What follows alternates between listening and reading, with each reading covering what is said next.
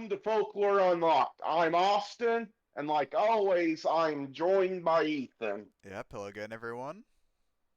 And this week we are going back to where the black trees grow and where Marie Laveau lives. We're back in Louisiana, but this time we are covering the Rougarou, and it's spelled a bunch of different ways, and it's also called the loup-garou, and it's linked to primarily the francophone cultures, which is basically like the Cajuns and French Canadians that moved down to Louisiana.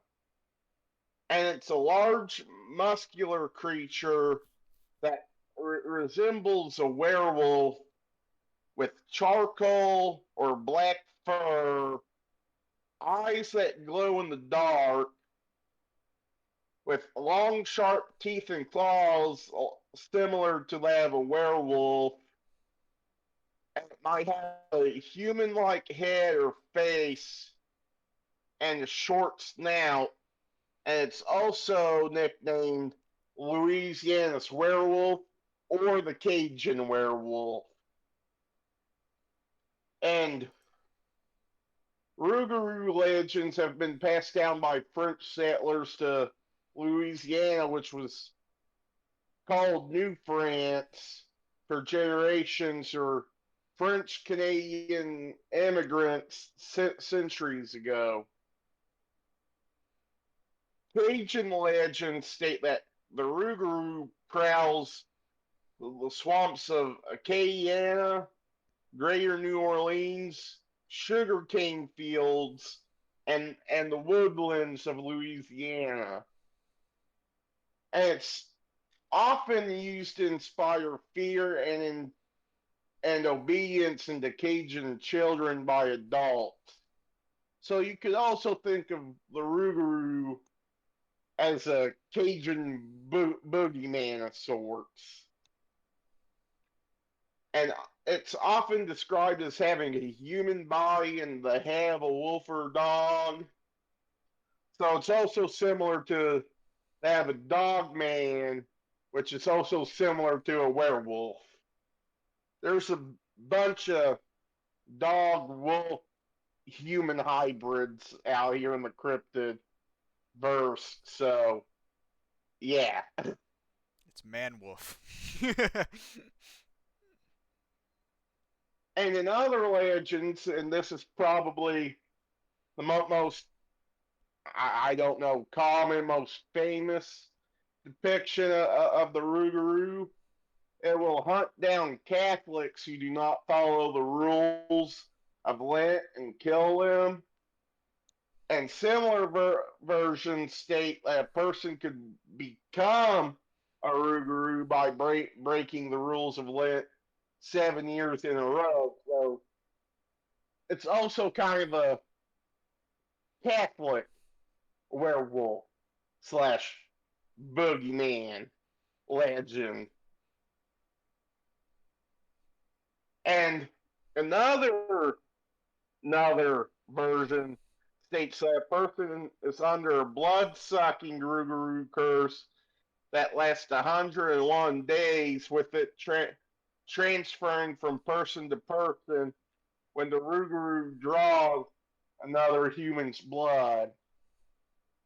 And in this version, the person would act sickly but won't tell the real reason why. I couldn't And now imagine why. I mean, I don't blame him either, but like the first time I heard about the Rougarou, it was kind of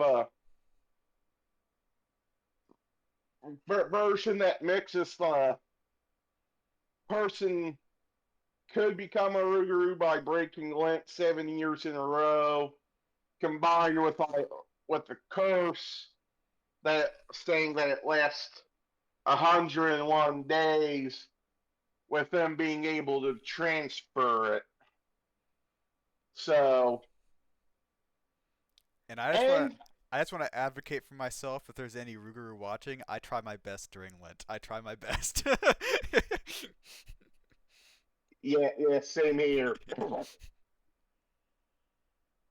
And a less popular legend states that the Rougarou is a rabbit, and even other legends state that the Rougarou can only be created by witchcraft, which is also part of the version that I originally found was that a witch curses a Catholic who broke Lent 7 years in a row with a curse that lasted 101 days, and that the person could only break the curse before 101 days were through by transferring it on to somebody else. I don't quite like that it's a rabbit. That doesn't feel right. Yeah, no, it's more of the Bell Witches thing, Yeah, which we've got, which we've got an episode on. If you haven't watched it, go take a listen or watch it, please and thank you. like and subscribe. Yes, drop a follow on Spotify. That, that just saves us some time on the at the end here. And according to French Catholic loup-garou stories, a method for turning into a rougarou slash or a werewolf is to break Lent, like we said, for 7 years in a row. And the legend itself could come from the Dakota tribe, where they're obviously they weren't Catholic at the beginning, so the Catholic breaking Lent 7 years in a row doesn't really apply to the Dakotas. But I'm going to assume that they have some kind of tradition or something that you break it like 7 years in a row or X amount of years in a row, you would be cursed to become a werewolf, dogman, rougarou creature.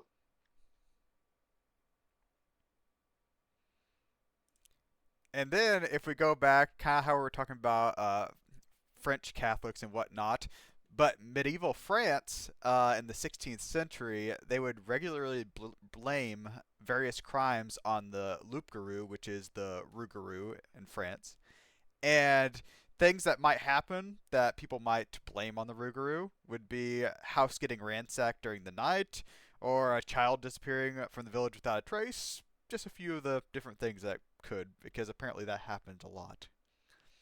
And villagers would sometimes capture people they believed to be a loup-garou, and then they would hold a public trial. And I have a picture here of a loup-garou, like in a courtroom.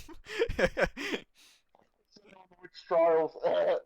Yep, the loup-garou trials. which we do you have a witches and wizards episode as well that kind of heavily focuses on the Salem witch trials. Go watch that episode too. Shameless plugs, I know, but And I did find a way that you can protect yourself from a rougarou. And this seems very, very weird, but there are other like creatures and stuff like that have something like this. And you can protect yourself against a rougarou by laying 13 small objects by your door. And you might think, why 13? Well, when a person turns into a rougarou, apparently they forget how to count past 12, since they only worry about midnight, so 12 o'clock. So the rougarou will sit there and try to count the 13 objects, and since it's unable to count them all, it keeps recounting until the sun comes up, and then it has to go flee and hide. So I guess you could technically put any amount of objects above 13, but since 13 is like you have to have at least 13. but what if they served in the military and use are used to military time, So then they'd be able to count up to 23, and and since midnight is, zero hundredths hour, you would need 24 objects to Oh, keep them. so I guess 13 hours if you're anywhere like that isn't use military time, and then 24 if you're somewhere that could possibly use military time. As long as it goes past midnight where they cannot count that far, that's how you protect yourself. And I forget what was it a no. What other creature have we done that they had to count things when they walk through? It wasn't a vampire, was it? Maybe a changeling or Visifron. There's just a bunch of creatures that kind of get distracted by counting. Yeah. And then there is also a Rougarou Fest that is held in Louisiana, and it's family-friendly festival. They have live music, cultural activities, children activities. They have lots of Cajun food because, of course, Louisiana.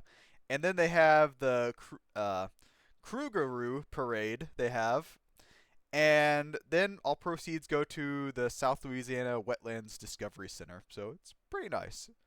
I saw pictures of it, and I mean, it looked interesting. They even have a Rougarou Queen that they crown at the end. uh, Oh, the Rougarou Queen. yeah. And then pop culture, because of course there's a lot of pop culture things for any cryptid or whatnot. So, New Orleans Hornets, the now Pelicans, considered the Rougarou as the new name and mascot before choosing the Pelicans. Then Cajun Justice had an episode dedicated to the Rougarou. Uh, the boxer Regis Progress. How do you say I'm gonna say Progra. Progra? Okay. Is nicknamed the Rougarou. Then of course Harry Potter. Got to bring Harry Potter back into this. In their universe, some of the wands have Rougarou hair cores, so there are Rougarous in the Harry Potter universe. And then Supernatural, season 4, episode Metamorphosis. Sam and Dean were hunting a Rougarou. I think I, it's super. I Oh, go ahead. I really wish the Pelicans would have went with the Rougarou over the Pelicans. I mean, I think a Rougarou would be more intimidating if you like went against a team that had a Rougarou mascot. Yeah, I mean it's a literal werewolf. Yeah, I think it's easy to bring Supernatural in basically any one of these episodes that we do because they basically have hunted most supernatural creatures. So we could probably just be like, oh, a witch? Yeah, they hunted witches. They hunted Bigfoot or whatever. Actually, I don't think they hunted Bigfoot. And I mean that's the same with the Harry Potter universe. I mean Rougarou hair cores are basically only available like in America since the Rougarou is such an American, like a North American creature. So, Mm.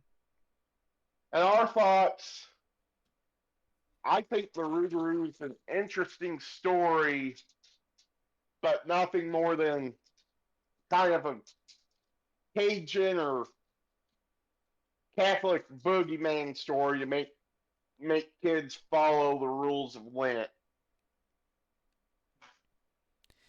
Yeah, I think it's kind of neat the story and stuff like that, but like it's adds in the part of like hunting people who don't follow Lent, which is kind of cool. And then it also brings in other things that other creatures do, kind of like not be able to count after a certain amount or having to count things that are in front of them.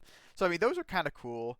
But like other than that, it's just a werewolf in Louisiana. I mean, there's not that much interesting about it. Kind of like how like there's different Bigfoots in other places like that, like the Yeti or something like that, kind of being a Bigfoot thing, or the Loch Ness monster. There being tons of different Loch Ness monsters in all these different lakes everywhere around. So I mean, it's just kind of a werewolf in a different place. So I mean, kind of interesting, but eh. Okay, Wendigoon. I've been watching his cryptids videos. Calm down. I didn't know there were so many different Loch Ness monster things around like everywhere, but now I know. The more you know. Thanks, Wendigoon. But I think that's all we've got for this week. Next week, I forget what we're doing, but I'll check real quick.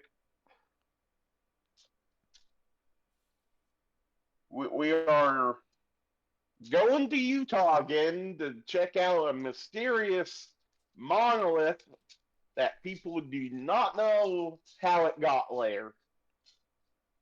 Any last words? No, just thanks for watching, everyone. Well, thanks for watching. If you're on YouTube, like, comment, subscribe. If you're on Spotify, drop us a follow, and we'll see you next week. Yep, bye, everyone.